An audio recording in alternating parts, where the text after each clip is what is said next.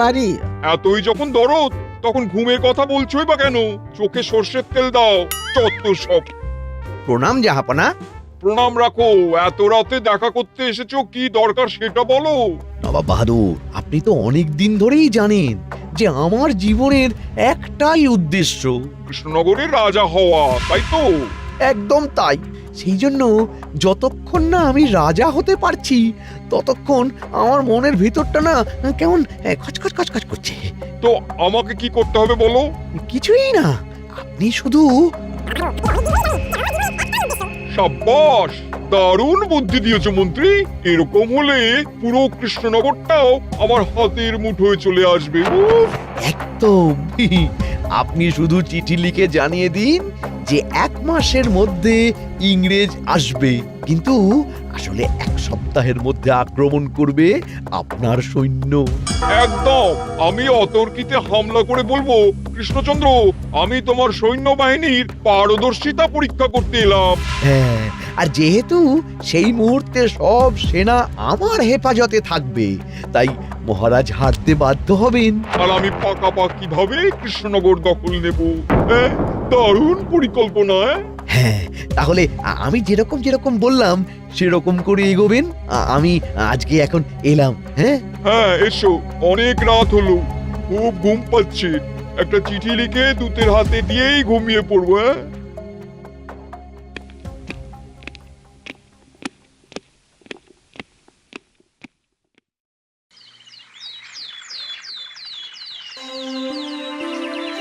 আচ্ছা, তোমাদের বলে রাখি, বিজ্ঞানী একটা গবেষণায় ব্যস্ত, তাই সে আজকে রাজসভায় আসতে পারেনি। ও মা, গবেষণা আর গবেষণা বাবা। মহারাজ, আমাদের রাজসভায় এতদিন মানুষেরা উপস্থিত থাকতেন, এখন তো দেখছি ঘোড়াও রয়েছে। এ কি গোপাল, তোমার কি মাথা কাজ করছে না? তুমি রাজসভায় ঘোড়া কোথায় দেখলে? কেন মহারাজ, আপনার ঠিক পাশে। এতদিন তো জানতাম ঘোড়া দাঁড়িয়ে ঘুমায়, আর আমাদের রাজসভায় যদি কেউ দাঁড়িয়ে দাঁড়িয়ে এরকম ঘুমোতে পারে তাহলে তাকে মানুষ বলি কি করে মহারাজ? আই আই আই মন্ত্রী, হ্যাঁ, হ্যাঁ, হ্যাঁ, কে, কি, কেন, কবে, কোথায়? এখানে এখানে সকাল সকাল রাজসভায় ঘুমোচ্ছ কেন? ইয়ে, আসলে মানে মহারাজ। মহারাজ, একটু খোঁজ নিয়ে দেখুন, নিশ্চয়ই কারো বাড়ি চুরি হয়েছে। মুখ সামলে কথা বলো গোপাল, তুমি কি বলতে চাইছো? আমি চোর? এই তো ব্যাপারটা অনেকটা ওই ঠাকুর ঘরে কে, আমি তো কলা খাইনির মতো শোনালো না? শোনো গোপাল, তুমি একটা ভাঁড়ের মতন থাকার চেষ্টা করো, বেশি লাফিও না, হাত পা ভেঙে পড়বে, কেমন? আহ, ঝগড়া থামাও। মহারাজ, নবাব বাহাদুরের দূত আপনার সাথে দেখা করতে এসেছেন। আমি কি ওনাকে ভিতরে আসতে বলবো? এই অসময়ে নবাবের দূত? ঠিক আছে ঠিক আছে, পাঠিয়ে দাও। প্রণাম মহারাজ কৃষ্ণচন্দ্র, আমাদের নবাব বাহাদুর একটা বিশেষ পত্র আপনার জন্য পাঠিয়েছেন। কই দেখি কি পত্র।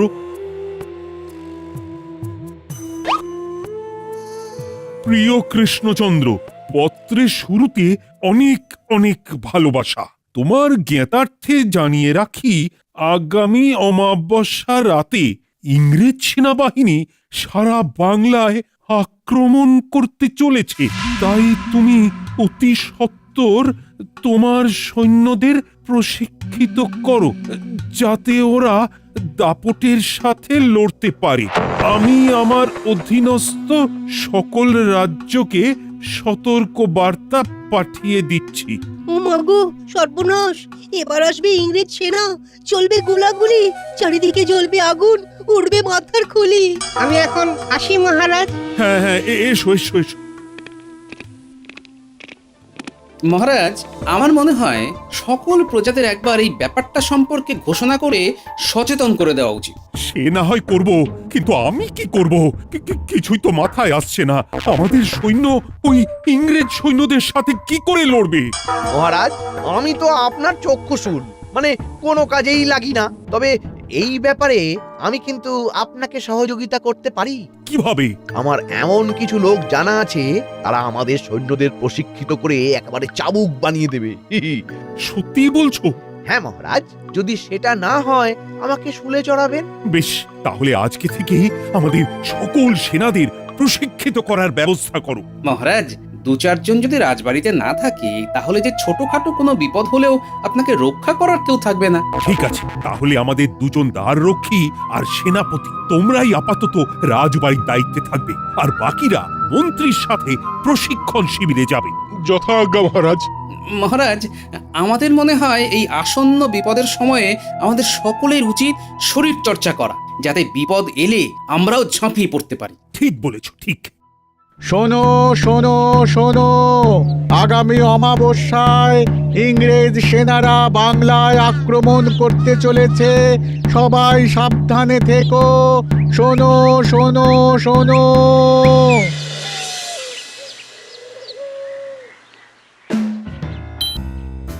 আরে বাস, দারুণ তো! এটা কি বিজ্ঞানী? এটা হলো চুম্বক। এতে লোহাকে আকর্ষণ করার ক্ষমতা থাকে। বাহ, বেশ ভালো জিনিস তো। আমি একটু দেখবো। হ্যাঁ, দেখো না। এই বলটার ওপর থেকে ধরবো, তাই তো? হ্যাঁ, একটু ওপর থেকে ধরো। বাহ, দারুণ দারুণ!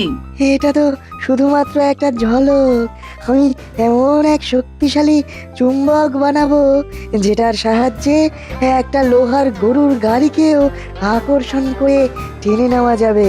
কাজ অনেকটাই এগিয়ে গেছে, আর এই 2-3 দিনের মধ্যেই সেটা বানানো হয়ে যাবে।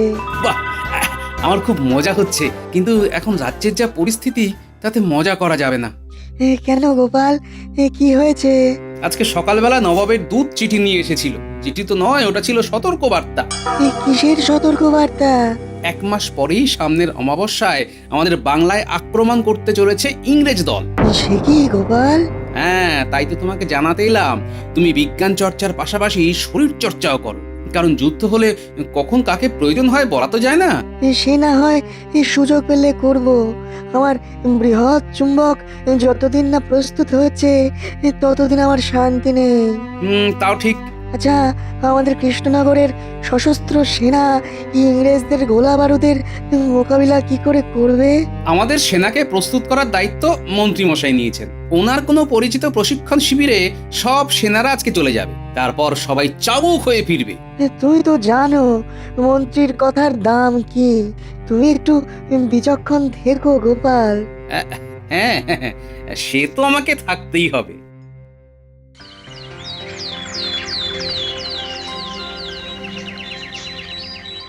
মন্ত্রী, আমাদের সৈন্যরা কেমন প্রস্তুতি নিচ্ছে, মানে কি বুঝছো? আপনি কোনো চিন্তা করবেন না মহারাজ, আমাদের সেনাদের অনেকের শরীরেই মেদ জমে গেছে। এখন মেদ ঝরানো চলছে, এরপর ধীরে ধীরে অস্ত্র শিক্ষা, কৌশল সব শিখবে। ইংরেজদের ছোঁড়া একটা গোলা পড়লেই সব কৌশল শেষ হয়ে যাবে।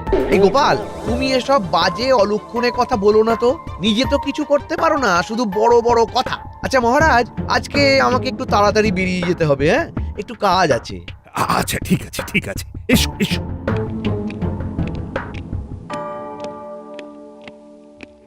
সেনাপতি, তুমি এক কাজ করো, রাজ্যে সাধারণ মানুষকে প্রস্তুত থাকতে বলো, আর এটাও বলে রাখো বিপদ এলে রাজ্যে যাদের যাদের কাঁচা বাড়ি তাদের জন্য রাজবাড়ির অতিথিশালা সব খুলে দেওয়া হবে। আচ্ছা মহারাজ।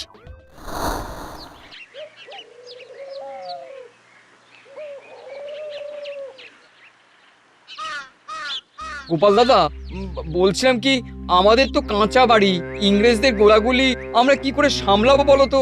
সেনাপতি এসে তোমাদের কিছু জানায়নি? সে তো জানি না, আমি তো সারাদিন মাঠে ঘাটেই থাকি। মহারাজ সেনাপতিকে দায়িত্ব দিয়েছেন সবাইকে এটাই জানিয়ে দিতে যে বিপদের সময় তোমাদের মতন যাদের কাঁচা বাড়ি তারা রাজবাড়ি আর রাজবাড়ির অতিথিশালায় আশ্রয় পাবে। আমিও পাবো। আচ্ছা গোপাল দাদা।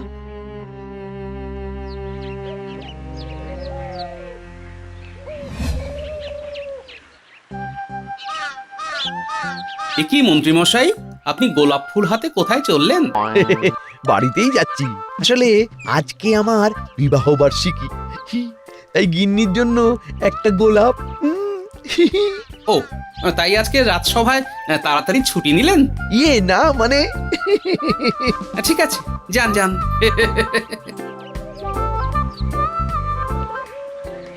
পুরো রাজ্য ভয়ে কাঁপছে, আর এদিকে মন্ত্রীমশাইয়ের ভালোবাসায় উথলে উঠছে। না, ব্যাপারটা খুব একটা সুবিধের লাগছে না, সাবধানে পা ফেলতে হচ্ছে।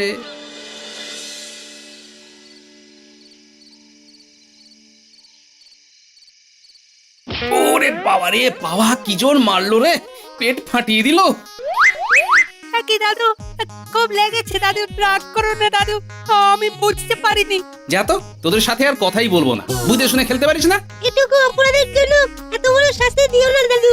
এই অপরাধ যখন করেছিস তখন শাস্তি তো তোদের পেতেই হবে। আচ্ছা তোরা আমার হয়ে একটা কাজ করে দে। কি কাজ বলো দাদু, একেবারে জান লাগিয়ে দেবো।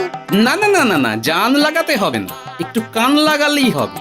খুব আড়ালে সন্তর্পণে মন্ত্রী মশাইয়ের প্রত্যেকটা পদক্ষেপে নজর রাখতে হবে। আর সন্দেহজনক কিছু দেখলেই তোমাকে জানাতে হবে, তাই তো?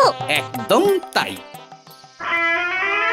আজকে দিনে করেছিলাম আমি আমার বউকে বিয়ে, ওগো ছাদনা তলায় গিয়ে ওগো টোপর মাথায় দিয়ে, ওগো ছাদনা তলায় গিয়ে ওগো টোপর মাথায় দিয়ে। বেশি ঢং করো না, তুমি গোলাপ ছাড়া আর কি এনেছো বলো? এখন গোলাপেই কাজ চালিয়ে নাও, কদিন পরেই তুমি হবে রানী, আমি হব রাজা। মহারাজ কৃষ্ণচন্দ্র হবেন ভাজা ভাজা। কিন্তু গোপাল তো সেই আবার বাজিমাত করে দেবে। এবার আর কিচ্ছু করতে পারবে না, এমন ফাঁদ পেতেছি না বাবা। আসতে পারি মন্ত্রী মশাই? আরে আয় আয় আয় আয়, এত অনুমতি নেওয়ার কিচ্ছু নেই। তারপরে বল, তোরা প্রশিক্ষণ কেমন দিচ্ছিস? প্রশিক্ষণ আবার কি, আমরা চুপচাপ বসে আছি আর সৈন্যরা সারাদিন ছুটছে। ওদের হাতে পায়ে ব্যথা হচ্ছে আর আমরা গা হাত পাতে পাচ্ছি। মহারাজ ভাবছে 1 মাস পরে ইংরেজ আসবে, কিন্তু আসলে 1 সপ্তাহ পরেই যে নবাব বাহাদুর সেনা নিয়ে আসবে সেটা তো জানে না। পুরো ধরাশায়ী হয়ে যাবে। তারপর আপনি রাজা আর আমরা দুজন দুই মন্ত্রী। ওরে বাপরে, মন্ত্রী মশাই তো এবার বিশাল বড় ছক কষেছেন রে। বেশি দেরি না করে চল এক্ষুনি গিয়ে গোপাল দাদুকে ব্যাপারটা জানাই।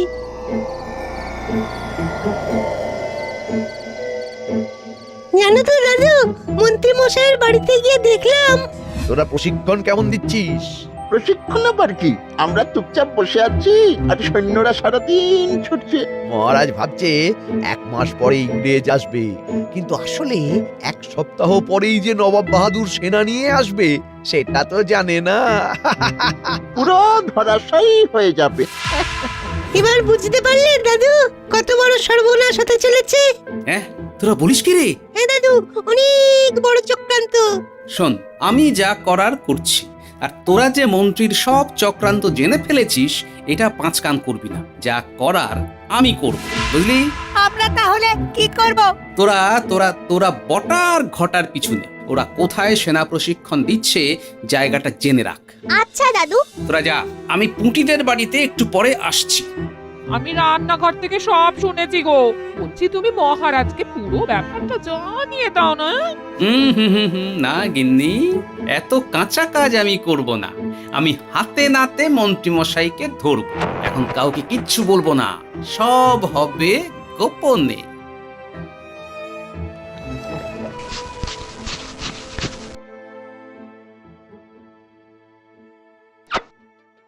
কি জমানো মোহর বের করছো কেন? ভালো কাজের জন্যে ভালো খরচ হয়, কথা বলো না।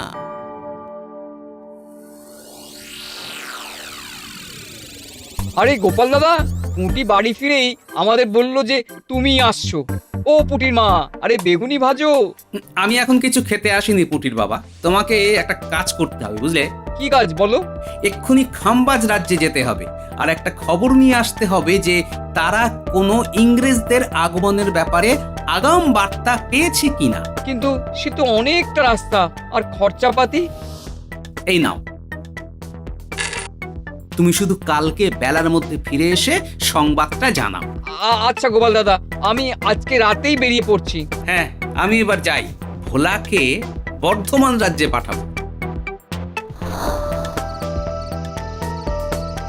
কি ভোলা, কি খবর? খুব খারাপ, বিকেল থেকে একটাও খদ্দের নেই। শোনো, তুমি দোকান বন্ধ রেখে একটা কাজ করো। কি কাজ বলো?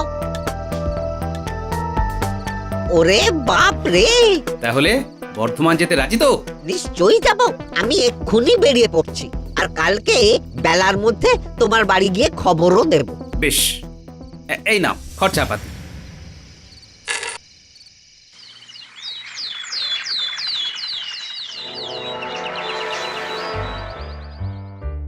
তাড়াতাড়ি কর বটা, প্রশিক্ষণ শিবিরে যেতে হবে তো। হ্যাঁ, করছি করছি। এত তাড়াহুড়োর কিছু নেই। উপপাড়ার প্রান্তে যেতে আর কতক্ষণ সময় লাগবে? বলছি আমরা তো কদিন ধরে ওঠবোস করেই চলেছি, ইংরেজদের বিরুদ্ধে এই লড়ার শিক্ষা কখন পাবো? সব সময় এলে পাবি। এখন যা বলছি করে যা। দাদু, উপপাড়ায় প্রশিক্ষণ চলছে। বটা আর ঘটা কাকা ছদ্মবেশে প্রশিক্ষণ দেওয়ার নামে সেনাদের অভ্যাস করাচ্ছে। আচ্ছা, এই ব্যাপার। ঠিক আছে। আরে তোকে যে কি বলে ধন্যবাদ জানাবো। ধন্যবাদের দরকার নেই দাদু, এটা তো আমাদের শাস্তি ছিল তোমার পেটে বল মারার। বেশ, একদিন পেট ভরে খাইয়ে দেব। আরে ওই তো বাবা আর ভোলা ময়রাও এসে গেছে। কি খবর পেলে তোমরা? না না, বর্ধমানে ইংরেজদের আসার কোনো বার্তাই আসেনি। খাম্বাজ রাজ্যেও নেই কোনো খবর। আমি জানতাম। তার মানে এটা নিশ্চিত হলাম যে পুরোটাই মন্ত্রী মশাই আর নবাব বাহাদুরের মিলিত চক্রান্ত। রাজসভার দূত মারফত ওই চিঠিটা পাঠিয়েছিল শুধুমাত্র বিভ্রান্ত করার জন্য। তাহলে আমরা আসি গোপাল দাদা। হ্যাঁ, এসো।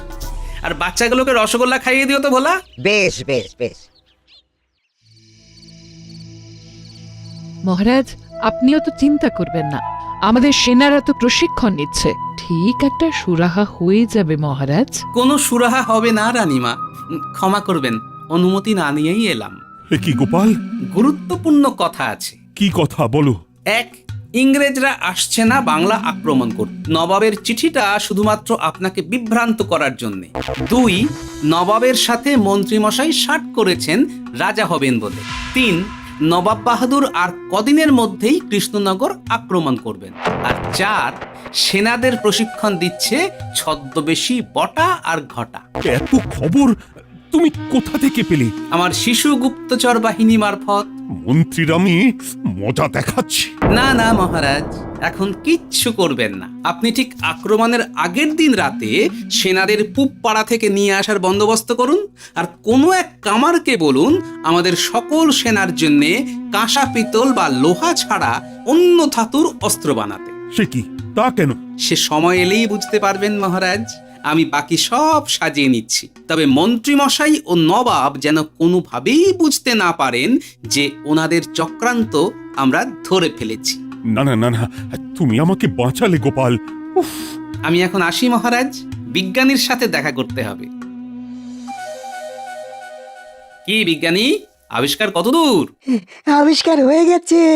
এই দেখো, এই দেখো, এই চুম্বকের আকর্ষণ এত তীব্র যে কড়াইটা সরাতেই পারছি না টেনে। সাব্বাস, এই তো চাই। তোমার এই আবিষ্কারই আমাদের কৃষ্ণনগরকে বাঁচাবে বিজ্ঞানী। কিভাবে? শোনো, নবাবের সেনাদের হাতে থাকবে লোহার অস্ত্র, আর তারা যখন আক্রমণ করতে আসবে রাজবাড়ির দরজার সামনে এই চুম্বক লাগানো থাকবে, আর ওদের সব কিছু এই চুম্বক টেনে নেবে। আরে বাস, গোপাল, দারুণ ভেবেছো তো। সব ব্যবস্থা হয়ে গেছে, এবার শুধু যুদ্ধের দিনের অপেক্ষা।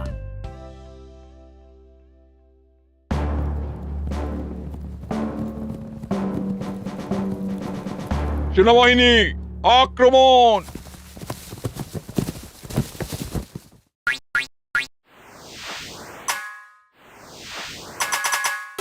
এই মাটি করেছে, আমাদের সব অস্ত্র তো এমনি এমনি উড়ে চলে গেল। হ্যাঁ, ও জাহাপানা, একবার সামনের দিকে তাকিয়ে দেখুন, আমাদের সব অস্ত্র কৃষ্ণনগরের রাজবাড়ির দরজায় লাগানো কি একটা জিনিস টেনে নিয়েছি।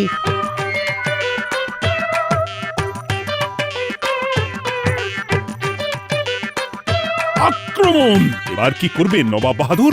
আপনার সব চক্রান্ত গোপাল ধরে ফেলেছে, আর আপনার অস্ত্র বিজ্ঞানীর আবিষ্কৃত চুম্বকও ধরে ফেলেছে।